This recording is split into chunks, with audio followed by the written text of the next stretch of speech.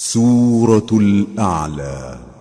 بسم الله الرحمن الرحيم.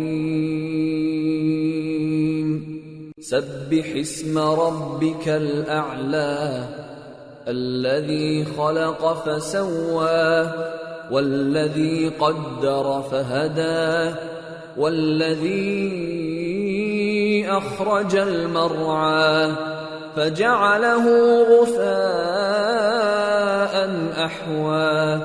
شروع اللہ کا نام لے کر جو بڑا مہربان نہایت رحم والا ہے.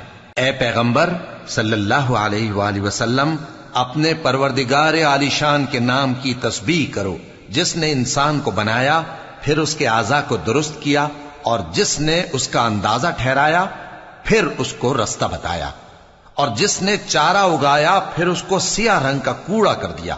سنقرئك فلا تنسى إلا ما شاء الله إنه يعلم الجهر وما يخفى. اے نبی صلی اللہ علیہ وآلہ وسلم ہم تمہیں پڑھا دیں گے پھر تم فراموش نہ کرو گے مگر جو اللہ چاہے.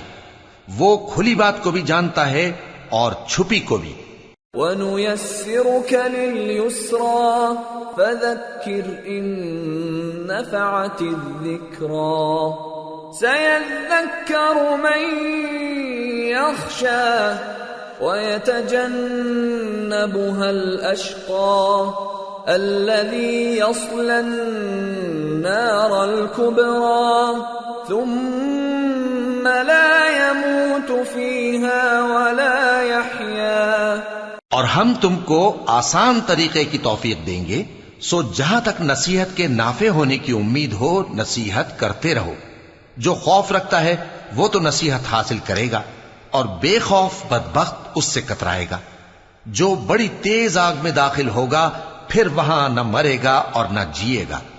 قد افلح من تزكى وذكر اسم ربه فصلى بل تؤثرون الحياة الدنيا والآخرة خير وأبقى إن هذا لفي الصحف الأولى صحف إبراهيم وموسى. بے شک وہ مراد کو پہنچ گیا جو پاک ہوا اور اپنے پروردگار کا نام لیتا رہا اور نماز پڑھتا رہا. بات یہ ہے کہ تم لوگ تو دنیا کی زندگی کو ترجیح دیتے ہو حالانکہ آخرت بہت بہتر اور ہمیشہ باقی رہنے والی ہے. یہی بات پہلے صحیفوں میں بھی درج ہے یعنی ابراہیم اور موسیٰ کے